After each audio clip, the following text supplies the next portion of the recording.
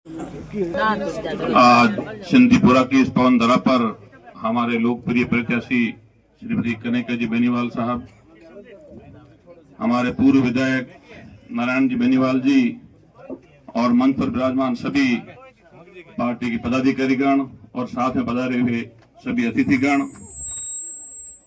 आप लोगों को ज्यादा बताने की जरूरत नहीं है कि हनुमान बेनीवाल जी को पहले आपने बनाया और आपके बाद में हमने स्वीकार किया और पूरे राजस्थान में डंका बज रहा है, वो खियूसर का बज रहा है। पूरी ताकतें उनके खिलाफ है, लेकिन खियूसर की ये जनता जो इनको हमेशा दिल से चाहती है और वो हमेशा हमारे लिए खड़े रहते हैं। 36 कौम के लिए हनुमान बेनीवाल काम आता है।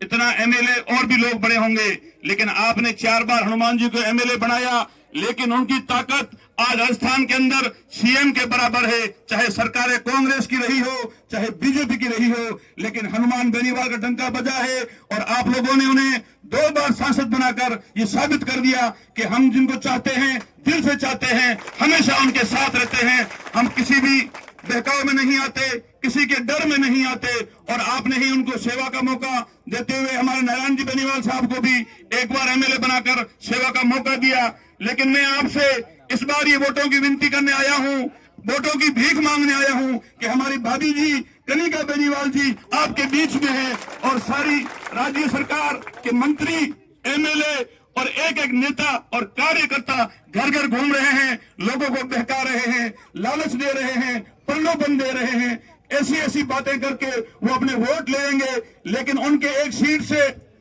एक एमएलए बनने से ना सरकार में फर्क पड़ेगा, ना बीजेपी की सरकार गिरेगी ना बनेगी। लेकिन अगर आप लोगों ने गलती कर दी और हमारे कनिका जी बेनीवाल साहब अगर विजय नहीं हुए तो हनुमान बेनीवाल जो हमारा लड़का है, 36 कौम का साथ देने वाला है, उनका मनोबल नहीं गिरे, उनकी जो आज लोकप्रियता है हिंदुस्तान के अंदर, राजस्थान के अंदर, उसके अंदर फर्क नहीं आए। और मैं मुसलमान भाइयों से विशेष रूप से कहना चाहता हूं कि हम 36 कौम के साथ रहे हैं, लेकिन सिंधीपुरा की बेटियां इस बार ओनली आरएलपी की खुलनी चाहिए।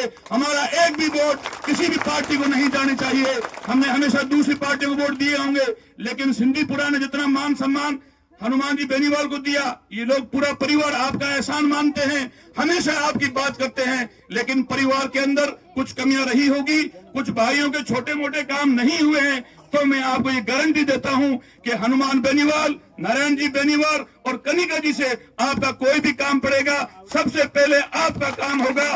बाकी लोग इनकी जाति के हैं, इनका काम सेकंड में करेंगे, लेकिन ये आपका काम पहले करेंगे। तो आपको इस बार रिकॉर्ड बनाना है, 99%, 98% वोट पड़े और सारे वोट आरएलपी को पड़ने चाहिए और ये मैसेज जाना चाहिए।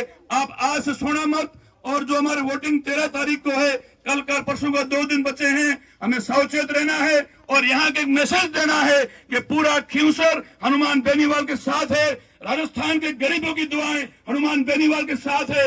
हर दलित, पीड़ित, शोषित ये चाहता है कि हमारा हनुमान बेनीवाल और उसका परिवार हमारी सेवा करते रहे। रेवत जी डांगा जैसे लोग सरपंच के लायक नहीं थे, गांव के लोगों ने सरपंच नहीं बनाया। पिछली बार लोगों ने गलतियां कर दी, कुछ वोट दे दिए, लेकिन वो इस बार कहीं हमारे टक्कर में नहीं है। जीतेगी कनिका बेनीवाल, किसी भ्रम में नहीं आना है। और खियूसर की जनता ने इनको एमएलए चुन लिया है, सिर्फ घोषणा 23 तारीख को होगी। इन्हीं शब्दों के साथ एक बार पुनः मैं आप पूरी खियूसर विधानसभा क्षेत्र से झोली मांगकर भीख मांगता हूं कि इस बार वोट कनिका जी को देना है, हनुमान बेनीवाल को मजबूती प्रदान करनी है। तो हमारा सर गर्व से ऊंचा होना चाहिए, संसद में और विधानसभा में आरएलपी का डंका बजना चाहिए। इन्हीं शब्दों के साथ एक बार पुनः आप सब लोग यहाँ पधारे, मैं आपको धन्यवाद देता हूँ और आपकी हिम्मत को, ताकत को दाद देता हूँ कि आपने ऐसा हीरा चुना जो राजस्थान में चमक रहा है, हिंदुस्तान में चमक रहा है। ये गलती मत करना। आम आदमी कुछ नहीं कर सकता, एक एमएलए बन कुछ नहीं होता है, लेकिन हनुमान बेनीवाल जैसा कोई बन नहीं सकता, हो नहीं सकता। हनुमान बेनीवाल हमेशा संघर्ष करते रहे। बोलो हनुमान बेनीवाल, हनुमान बेनीवाल। थैंक यू, धन्यवाद। जय हिंद, जय भारत।